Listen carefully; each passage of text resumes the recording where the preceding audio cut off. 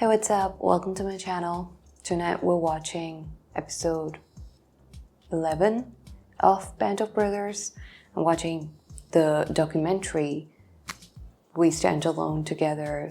It's a collection of interviews, snippets of which we've seen in the beginning of every single episode.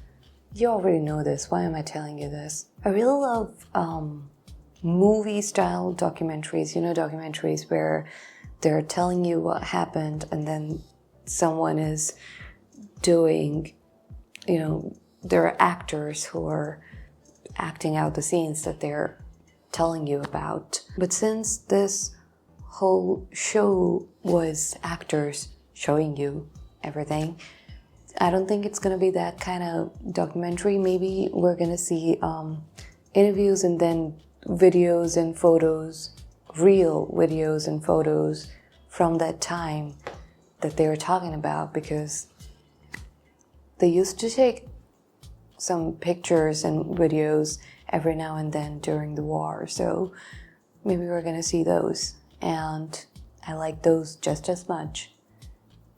So I did take some time before watching this one because I have a thing, I can't really say goodbye to things that I really like. When I like a series very much, I usually just not watch the final episode for such a long time. I would just keep delaying it. I would rather not watch it than watch the final episode and end the whole thing. It takes me a lot of time to finally watch the last episode. It happens to me so many times.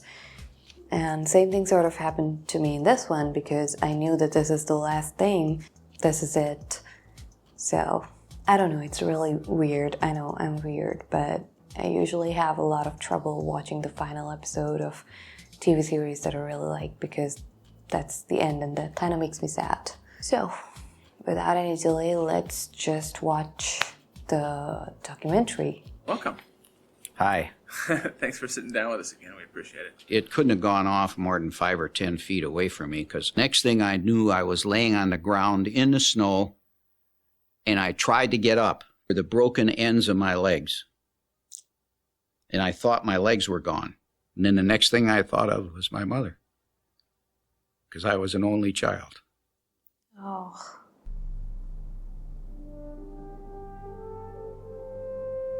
Even in his final moments, he would have been so sad thinking about how his mother is going to live after he's gone.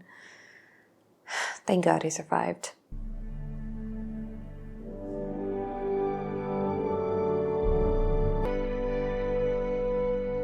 Why is that making me emotional? Okay, it's just starting. That name in itself is so great. We Stand Alone Together. Lipton. I was born in Huntington, West Virginia. My name's J.B. Stokes. I was born close to Bonham, Texas. My nickname was Babe. South Philadelphia, where the times were tough. Mom had 10 children. That's Bill Garnier. I saw people that really were hungry and had hard times. Everybody was poor. That was a depression. When I got to about 10, I got a paper route. I was married when I was 19 years old in 1941. Before you went to war. The USA is in a war with Japan, and everything just went silent. Something was wrong with you if you weren't in the service in those days. Life magazine had run an article on paratroopers, difficult physical requirements, and I just got interested in seeing if I couldn't become a paratrooper. You was proud to be.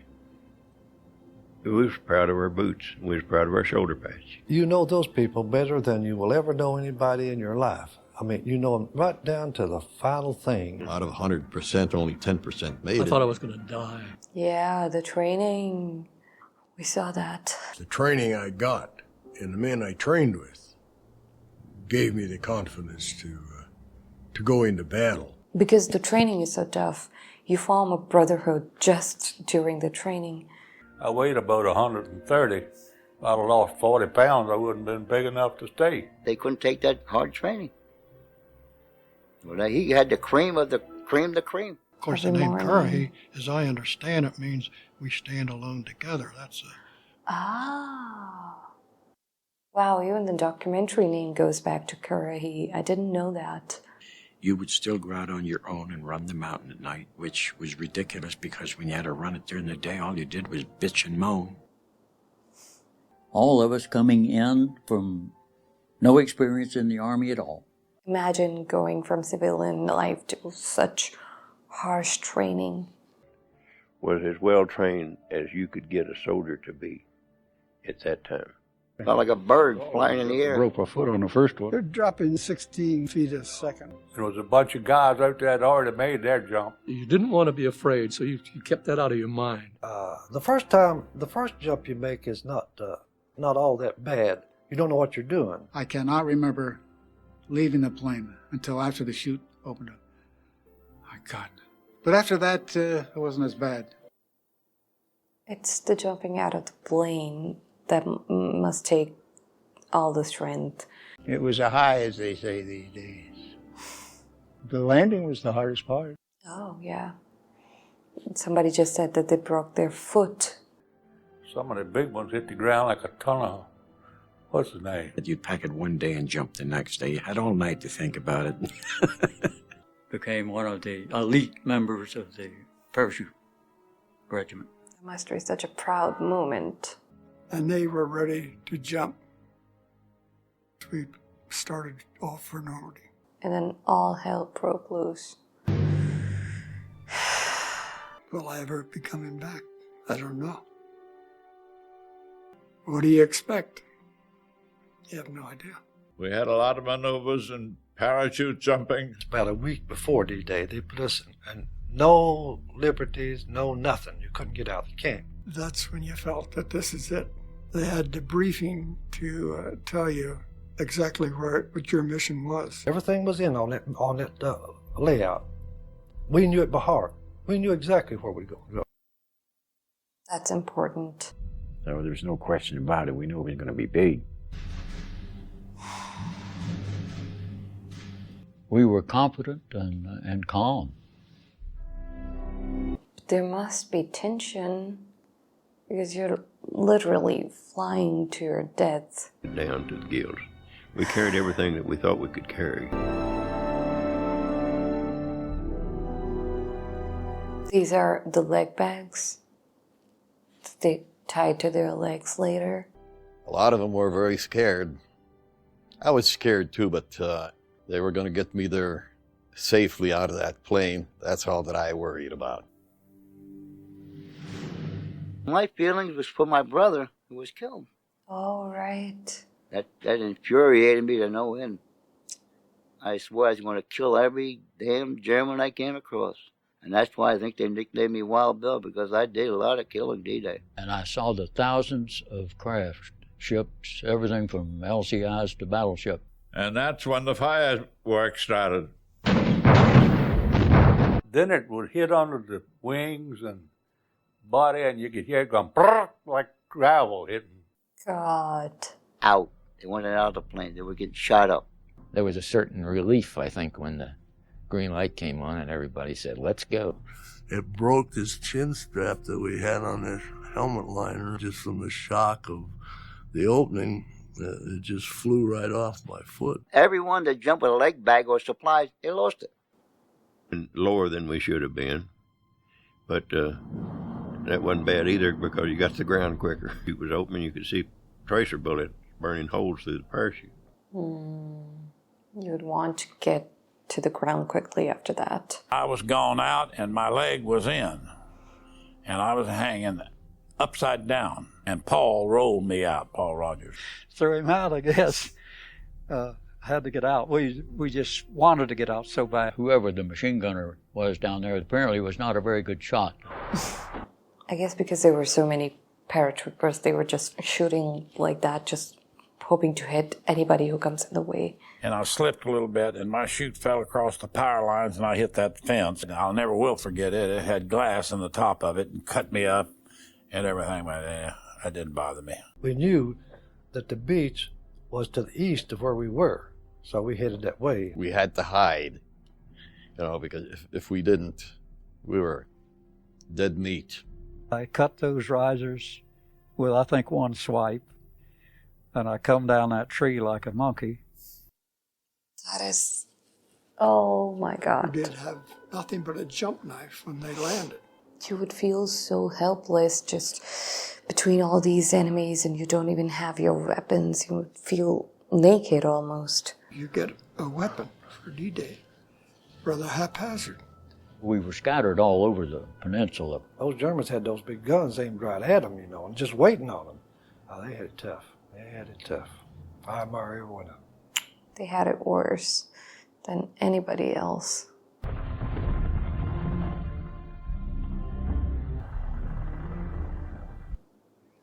The cannons we saw.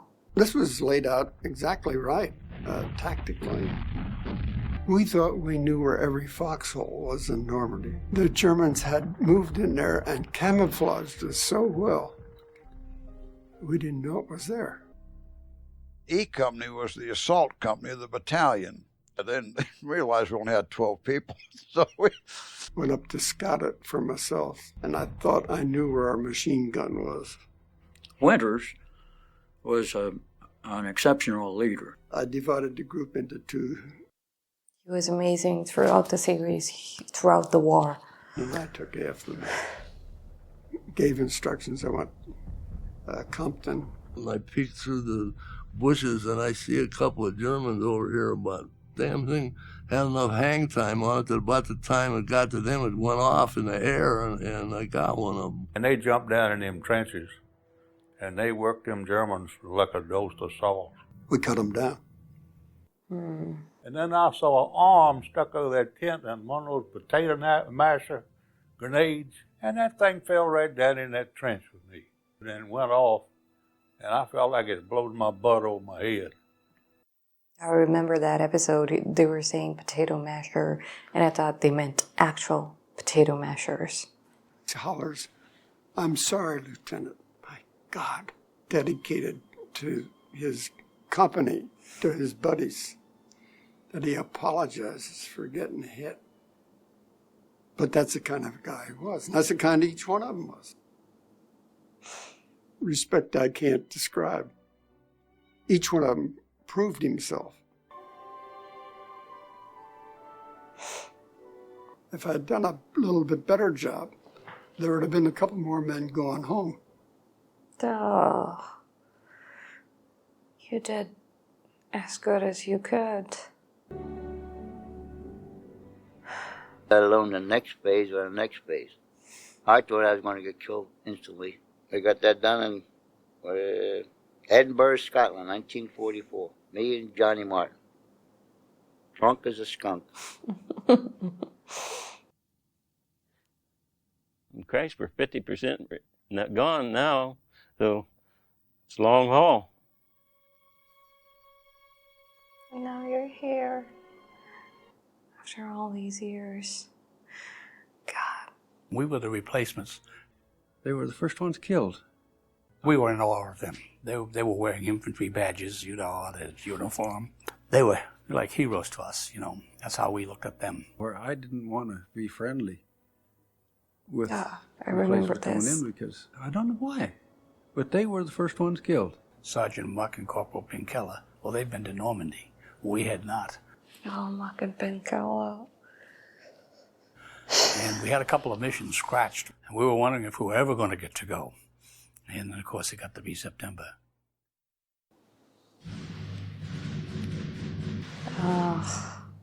Daytime drop's a lot easier. The most dangerous part about it was the fact that people are continually losing helmets and equipment.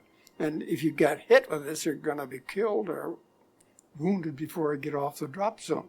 That means people did get killed by that before they even made it out of the drop zone. And just as we got to it, I was maybe 150 yards away. It blew up in our faces. Can't help but think to yourself, my God, what a way to die in combat, to be killed with that flying timber. Once we got in, the Dutch, it was just marvelous. They call us angels from the sky, which we were. Who are they? They were angels. They love you. The people were out there swarming all over us trying to congratulate us for being there and all that. We didn't mind at all. And they were really proud to see it. It was dangerous for us trying to clean out the town because snipers did some damage. Hate snipers. We had a lot of fighting in that area because we're sitting right on the Rhine River. They could observe any movement we made during the daytime. A mortar shell, and I threw my arm up like that and went down. When it blows, it goes up like that. And it went through my arm and hit me in the head. And Well, I was picked to go up on a dike. I took my rifle What's a and dike? put my helmet on it and put it over. I see a hand there with a potato masher, and he threw it at me. That's that grenade that hit my rifle and is laying right in front of me, in my face practically. I just got turned just part way, and it exploded, and then it caught me in the face, neck, left arm, under the arm, in the shoulder blade. I had 8 grenades. I think I threw the 8 grenades in about 4 seconds, and then I took off. Counted the holes. It said there was 32. Oh my God. And the 88 was the fiercest cannon. It could shoot anti-aircraft, tanks, anti-personnel, airburst, and that was the bad ones when the shell went up over your head. And Joe Toy stepped out of it. And he said, "Oh, don't touch me." I said, "Joe, it's nice." He said, "Heffron, I already checked him. He's gone. Jim Campbell might be alive today." If he hadn't have said to me, "Heffron, you stay here." I sleep on it, I eat on it, I never forgot that. They feel guilt for the rest of their lives for situations that were not in their control. All your life. You gotta remember what one guy did because he thought it was his job to do, and he took a shot for you.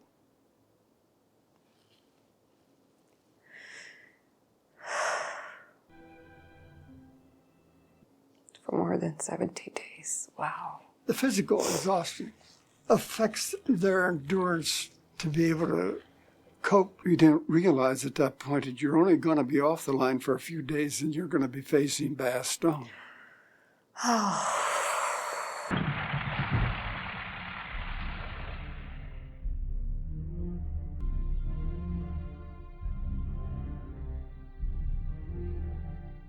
$600,000 American soldiers who fight in the battle. Sure looks different now. There ain't no snow. This must feel so weird. It's the town of Foy. Oh, this is definitely the area. Of course, we'd come in here and go to sleep. We had our foxholes right over here. Most intense I went through right here. Shelling. Most intense in the world. This is where he lost his leg. We lost Muck and Pentella over on this side. They were killed instantly. Direct hit, 88. Direct hit right in the hole. Yeah. They were all gone, just disintegrated. Unmerciful shelling, really. To me, it brings a lot of memories. Memories of the men, the times, good and bad. A real cold night. Oh, we go to bed, and my wife will tell you that first thing I'll say is, "I'm glad I'm not in Bastogne." Everybody was loaded and moving out. We were short of equipment. Higher military authorities would get to us whatever we needed.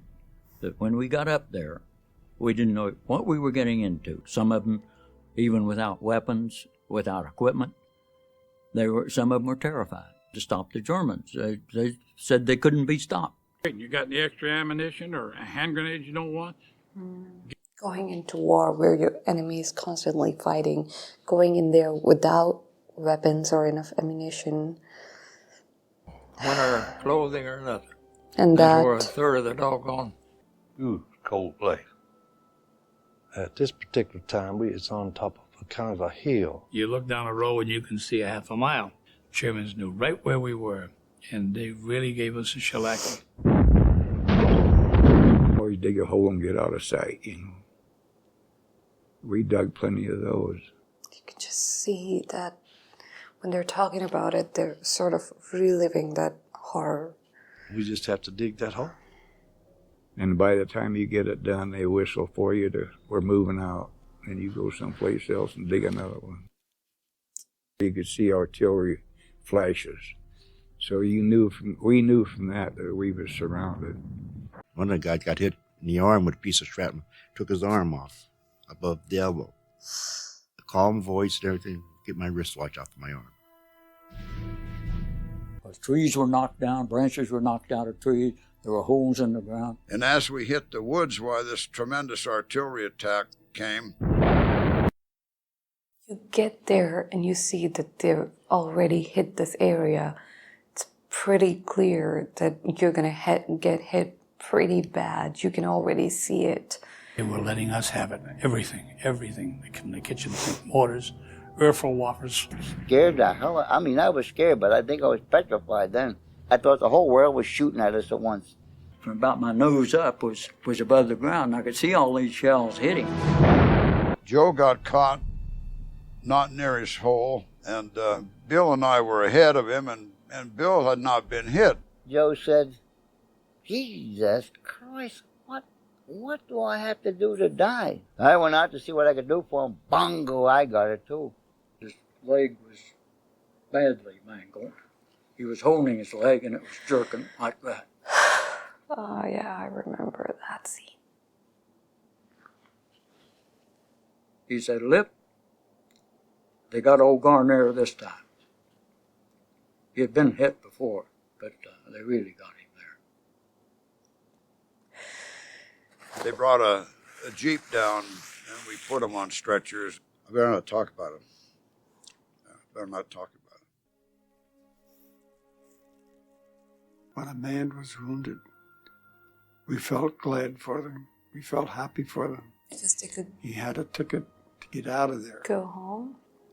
And he looked so peaceful. We had this assistant squad leader named Mallet. To this day, he says, I haven't got one scratch. He says, I'm afraid when I do get it, I'm really going to get it. And he was right.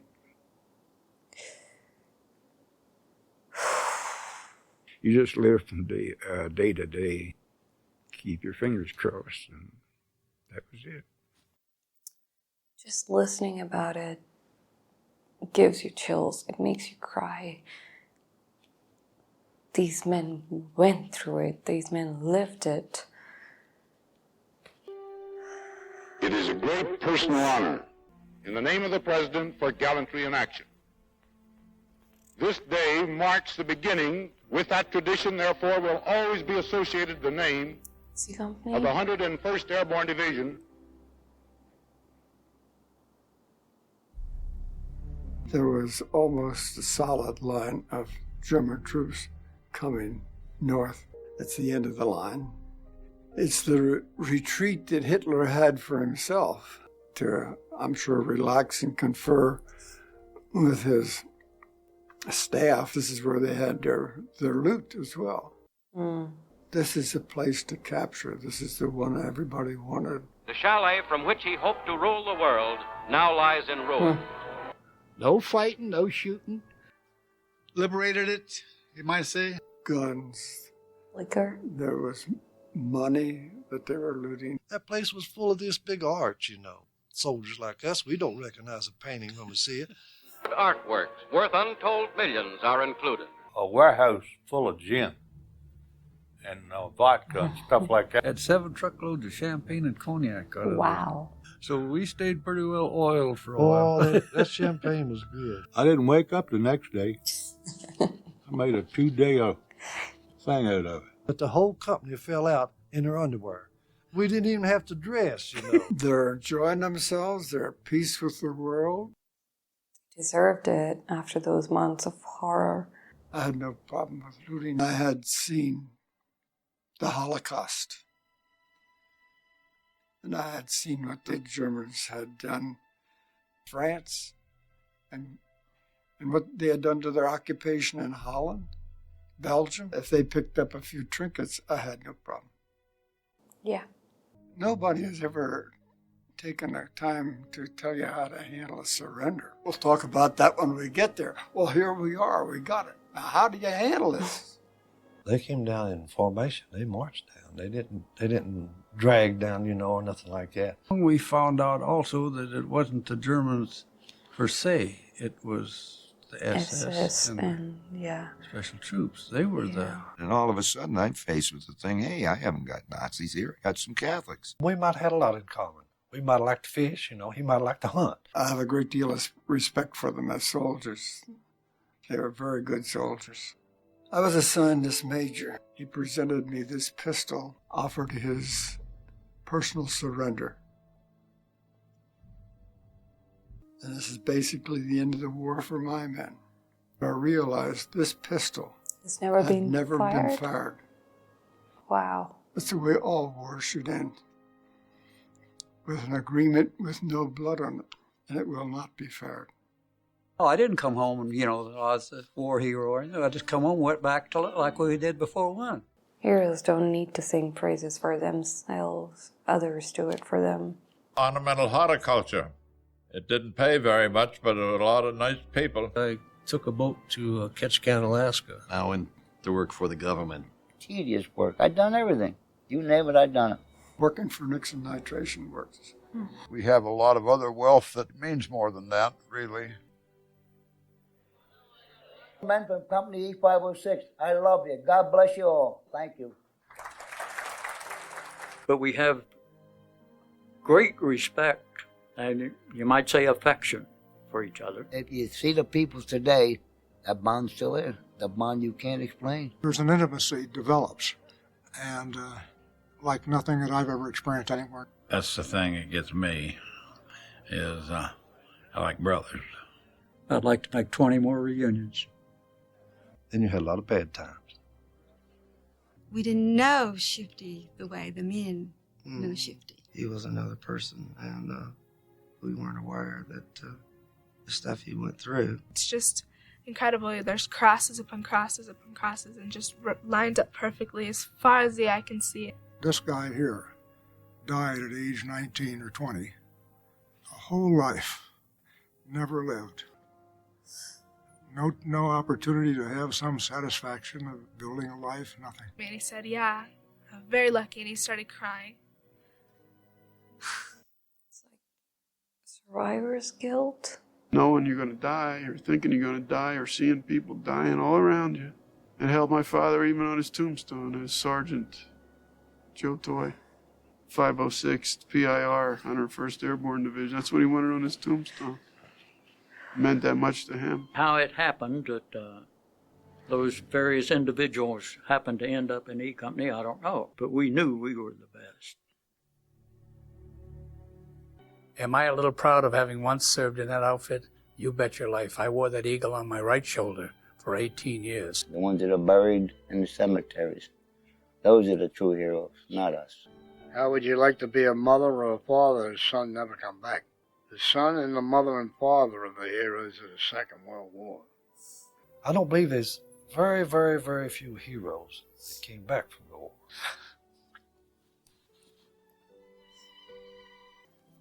Do you remember how I ended it?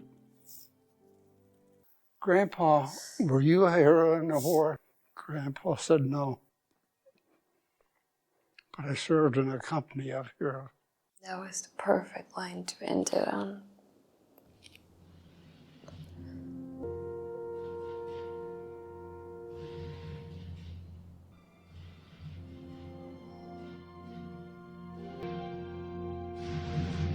Joe Toy, oh, there was a big Mick. And Garnier would try to come over and sing, Garnier, you're Italian, you don't know this song. Garnier could sing it better than he did. Where have you been? You went to see the big parade, me I. Look at your shoes, Ada Dixon, Bridget O'Flynn. I'm telling you, Bridget, just really good. what to do. Now, that's the song Toy like. Oh, that's what we sang. 2 beers you were drunk because you were in great physical condition. 2 beers you were high as Georgia Pine, you know. It was so nice to see this entire thing. This is why I love documentaries. I love to hear the stories from people who've actually been through it. Yes, I love TV shows and movies based on facts, real life depictions. I love that. But I also really, really like documentaries. I really like hearing about people's experiences from themselves. Most of the times it's horrible, things that they've been through, but yeah. And the way they were talking about, like, this guy, he died and we got to come back home, or he went there in my place, I could have been there and I would have been the one to die, but because he went into my place, he died. And things like that. There's a lot of survivor's guilt too that comes with it. Not only just losing your friends, not only just going through this horrible, horrible thing. On top of that, you do feel bad to be the ones who came home and wondering why these other guys who were just as good as you, who deserved just as much as you, why did they never get to come back home? Why did they never get to live their lives? And like I said, it's just hearing them talk about their experiences, it makes you cry. Just listening to what they've been through makes you cry. And they've been through it. They lived through that and they've been living with it. They lived with it for the rest of their lives. It stayed with them. Yeah, the good times, the good memories, but the bad times too. And this is just one company. There are other companies. They were the best, but there were other companies who were just as good and who've been through a lot too. And people in Navy, people in the Air Force, everybody. So many casualties, so many men who lost their lives. The men who were coming on boats on Utah Beach, they had it really rough. I think that's what we saw in Saving Private Ryan. I forgot again, but it was some part of that beach where they landed and we saw how brutal it was. And that was just a movie. In real life, it must have been 10 times worse. And then Bastogne was frozen hell. They were in the front so much. They basically saw every single horrible thing that they could have seen in this war. Of every battle that they were a part of, they saw every horrible thing that they could have seen. And that stays with you for the rest of your lives. So when they were talking about how at the end they were looting all this stuff and they were sleeping in their houses in the comfortable beds, yes, they totally deserved that. They deserved that, all of that. And that made me really happy that they got those peaceful times too. This was the end. Final end of Band of Brothers. It's one of those series that I do want to watch it again, but not anytime soon. I wanted to watch it again before I saw the final documentary, but I just couldn't. It's too soon. I've just finished watching it. And I was going to watch The Pacific, but you guys warned me that it's pretty brutal. It's really rough, so I thought, okay, maybe after some time. And Masters of Air released last month. I think new episodes are still coming for that one. And actually it would be beneficial for my channel to watch a series as it's airing, but yeah, I don't know. Maybe it's too soon.